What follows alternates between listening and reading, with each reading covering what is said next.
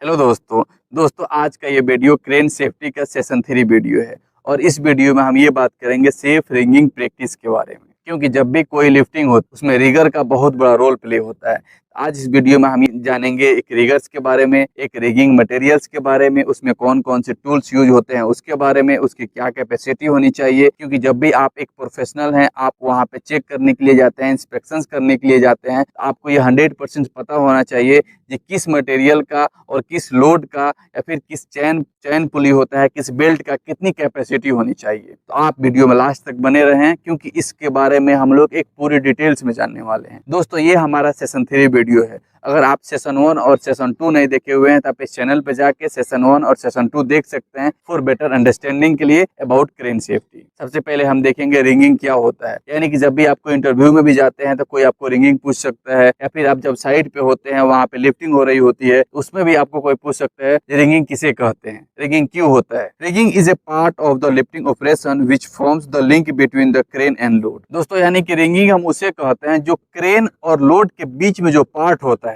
उसको हम रिंगिंग कहते हैं। यानी कि जो क्रेन का एक हुक होता है और नीचे जो मटेरियल्स होता है, हमारा जो लोड होता है, उसके बीच में जो भी वर्क होता है, जो भी मटेरियल्स यूज होते हैं, तो उस चीज को हम क्या करते हैं, रिंगिंग बोलते हैं। यानी कि दोस्तों फॉर एग्जांपल आप एक नॉर्मल भाषा में ये समझ सकते हैं, एक लोड होता है और एक क्रेन होता है, और उसके बीच वाले पार्ट्स जो भी यूज होते हैं, जो भी मटेरियल कोई भी चीज, उसको हम रिंगिंग बोलते हैं। ट्रेनिंग फोकस फॉर रिगर्स, यानी कि दोस्तों जब भी एक रिगर किसी मटेरियल को लिफ्टिंग कराता है तो उसको क्या क्या ट्रेनिंग होना चाहिए और उसको किस चीज के बारे में पता होना चाहिए। एनालाइजिंग द लोड, वो एनालाइज कर सके लोड्स को, लोड कैपेसिटी उसको पता होना चाहिए, लोड के बारे में उसको पता होना चाहिए। Selecting the correct type of gear, यानी कि वो इतना कॉम्पिटेंसी उसके अंदर हो जो वो सेलेक्ट कर सके करेक्ट टाइप ऑफ गियर। यानी कि जो भी उसमें उस लोड को लिफ्टिंग करने के लिए जो उसमें मटेरियल्स, जो उसमें टूल्स, जो इसमें इक्विपमेंट यूज किया जा रहा है, तो वो करेक्ट सुटेबल उसके लिए वो सिलेक्ट कर सके, उसके पास इतनी कॉम्पिटेंसी होनी चाहिए। यानी कि जब उसको पता होना चाहिए मेरा लोड 10 टन का है, 5 टन का है, 6 टन का है, तो उसके अकॉर्डिंग उसका जो सेफ्टी गियर है वो यूज कर सके। दोस्तों सेफ्टी गियर उसे बोलते हैं जो बेल्ट होता है, चेन होता है, हुक होता है या कनेक्टर होता है। यानी कि एक लोड को लिफ्टिंग करने में जो मटेरियल्स, जो टूल्स, जो इक्विपमेंट को हम यूज करते हैं उसको हम सेफ्टी गियर्स बोलते हैं। Selecting the correct type of gear, यानी कि उसमें वो correct type of gear select कर सके अकॉर्डिंग टू लोड के अनुसार। कितने का लोड है, कितना का गियर उसमें सिलेक्ट करना है, उसको ये पता होना चाहिए।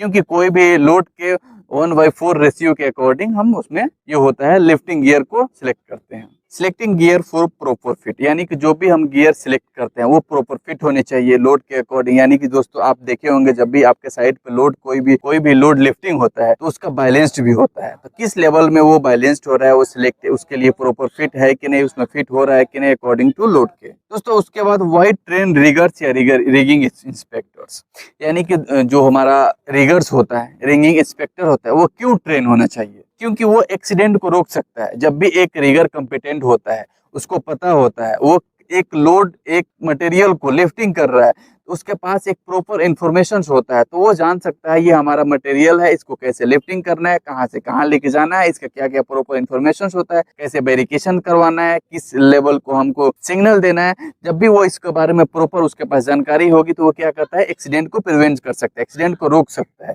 एक जो लोकल अनकम्पिटेंसी एक रिगर होता है, तो उसके पास प्रॉपर इन्फॉर्मेशन नहीं होती है, तो क्या होता है उसमें एक्सीडेंट होने की चांसेस बहुत ज्यादा होते हैं। लिमिट लायबिलिटी, एक्सपोजर जो होता है उसके लिमिट लायबिलिटी होनी चाहिए। Rigging gear rating based on breaking strength, दोस्तों आपने ये देखा होगा जब भी हमारा रिगिंग गियर होता है, यानी कि आपको पहले भी मैंने बताया रिगिंग गियर हम उसे बोलते हैं जो बेल्ट होता है, चैन पुली होता है, कनेक्टर होता है, ये सब क्या होता है हमारे रिगिंग गियर में आते हैं। जिस चीज को हम यूज करते हैं लिफ्टिंग में, तो उसकी कैपेसिटी क्या होनी चाहिए, उसकी कैपेसिटी कितना होता है।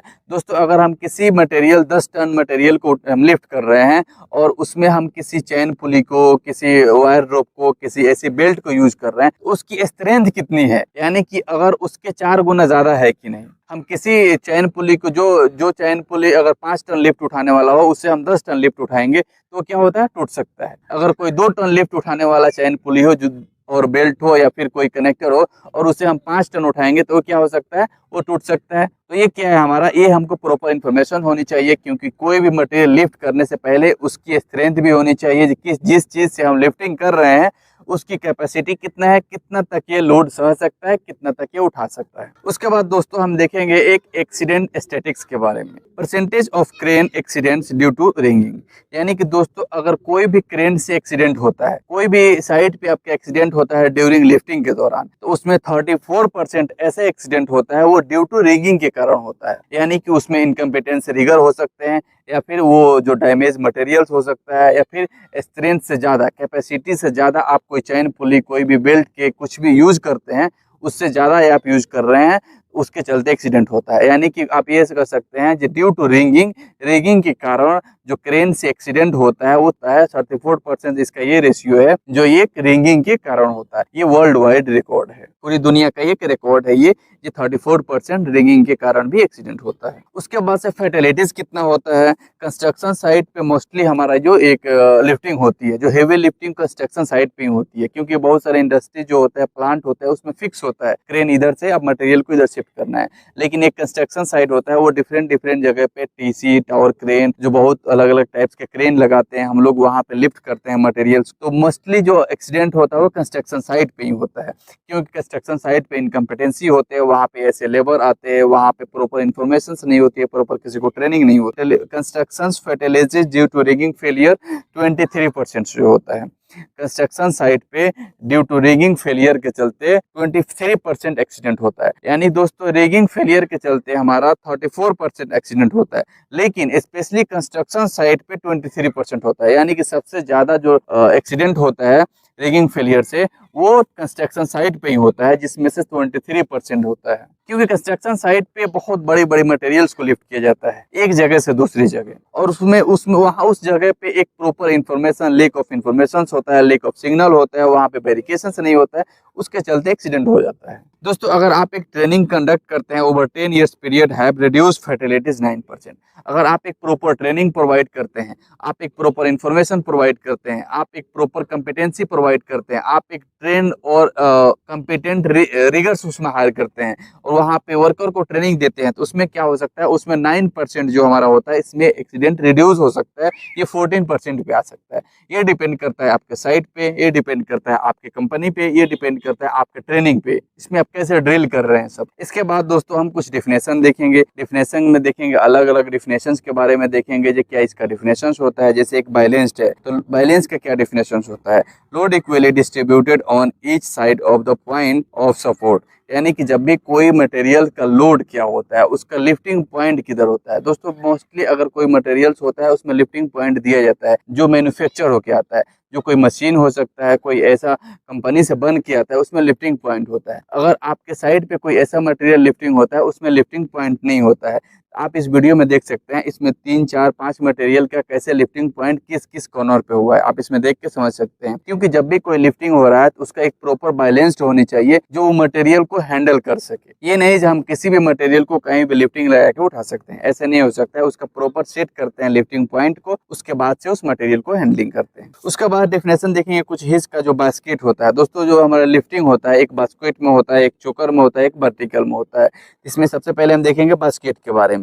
Loading with the sling passed under the load and both ends on the hook और सिंगल मास्टर लिंक।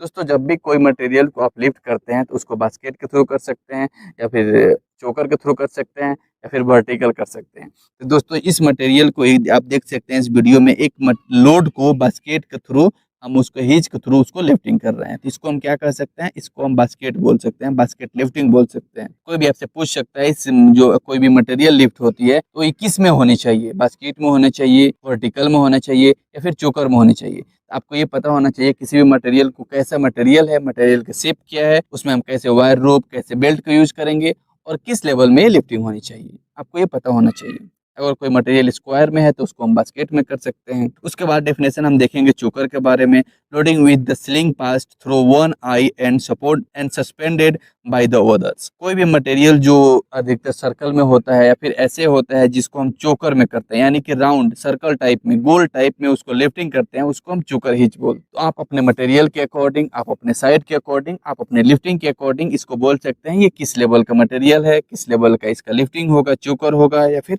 इसका बास्केट होगा। उसके बाद डेफिनेशन होता है दोस्तों वर्टिकल का। Loading with the load suspended vertically on a single part of leg of the sling.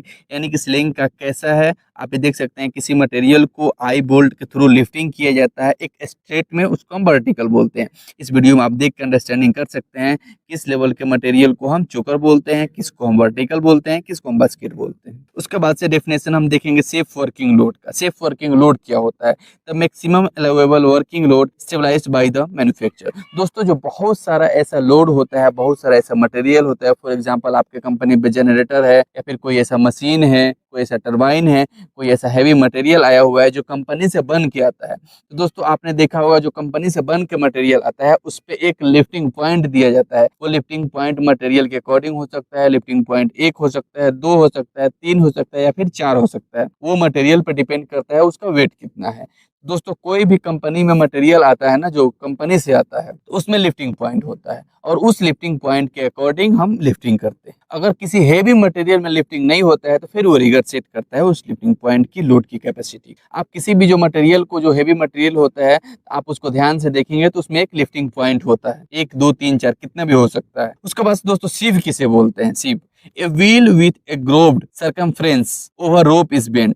यानी कि दोस्तों सीव हम उसे बोलते हैं। दोस्तों आपने चैन पुली देखा होगा, चैन पुली, उसमें जो चैन जो होता है, चैन लगा होता है, उसके थ्रू नाचता है, उसको हम सीव बोलते हैं। वो क्रेन में लगा रहता है। क्रेन में आप देखे होंगे, टीसी क्रेन या कोई भी क्रेन में, उसमें जो वायर रोप के थ्रू हम किसी मटेरियल को लिफ्ट करते हैं, जो वायर रोप एक क्रेन से निकला होता है, उसमें जो नाचता है ना, जिसके थ्रू नाचता है, उसको हम सीव बोलते हैं। फॉर एग्जाम्पल आप ऐसे समझ सकते हैं, एक बाइक होता है, एक साइकिल होता है, जो हमारा चैन होता है, तो उसकी जिसके थ्रू नाचता है चैन ना, जिसमें लगा होता है चैन, उसको हम सीव बोलते हैं। सीव आप देख सकते हैं मोस्टली आपको करेंट, जब भी आप किसी साइड पे जाएं तो आप देखिए जो रोप निकल के नीचे आ रहा है, ऊपर जा रहा है, जो रोप उसको लपेट रहा है, जो रोप उसके थ्रू राउंड हो रहा है, उसको हम सीव बोलते हैं। इसको आपको पता होना चाहिए, इसका नाम भी। उसके बाद दोस्तों हम डेफिनेशन देखेंगे। Wire rope consist of many individual wires laid into a number of strands which are in turn laid around centre core. दोस्तों आप एक वायर होता है, एक वायर दोस्तों आप जब अपने साइड पे देखते हैं ना, उसको डिफरेंट डिफरेंट, उसमें बहुत सारा ऐसे पार्ट्स मिल के एक वायर बनता है। उसमें कोर होता है, उसमें वायर होता है, उसमें सेंटर वायर भी एक होता है, उसमें स्ट्रैंड भी होता है, उसमें वन रोप ले भी होता है। तो आप इस वीडियो में देख सकते हैं एक वायर का कितना पार्ट्स निकला हुआ है, कितने पार्ट्स मिल के एक वायर होता है। एक सेंटर वायर होता है और उसमें वायर लपटा होता है, और पूरे मिला के जो बनता है उसको हम एक वायर रोप बोलते हैं। अब दोस्तों इस वीडियो में देख सकते हैं रिगिंग का टाइप्स। बेसिक हिच क्या हो सकता है? एक वर्टिकल है, एक वर्टिकल बास्केट है, एक चोकर है। ये आपको दोस्तों ये 3 चीजें आपको 100% याद होनी चाहिए, क्योंकि जब भी आप साइड पे जाते हैं तो आपको ये बताना होगा सबको ये किस लेवल का है, कौन सी ये लिफ्टिंग हो रही है, क्योंकि जब भी आपसे कोई पूछ भी सकता है। तो ये आपको 100% याद होना चाहिए, वर्टिकल, वर्टिकल बास्केट एंड चोकर के बारे में। रिगिंग टाइप्स हार्डवेयर क्या हो सकता है? जो हुक्स होता है, ये दोस्तों ये हुक होता है जो क्रेन में लगा होता है और इसमें एक वाइट से दिख रहा है, ये क्या होता है? ये हमारा सेफ्टी हुक होता है। उसमें सेकल्स होते हैं, आई बोल्ट होता है, हो स्ट्रिंग होता है। दोस्तों आई बोल्ट और हो स्ट्रिंग ये सेम होता है, लेकिन जो हो स्ट्रिंग होता है उसमें थोड़ा वो मूवेबल होता है, वो उसमें वर्टिकली होता है, उसको हम एक इधर से उधर मतलब शेप उसका बदल सकते हैं। और आई बोल्ट क्या होता है? ये फिक्स, ये हार्ड होता है।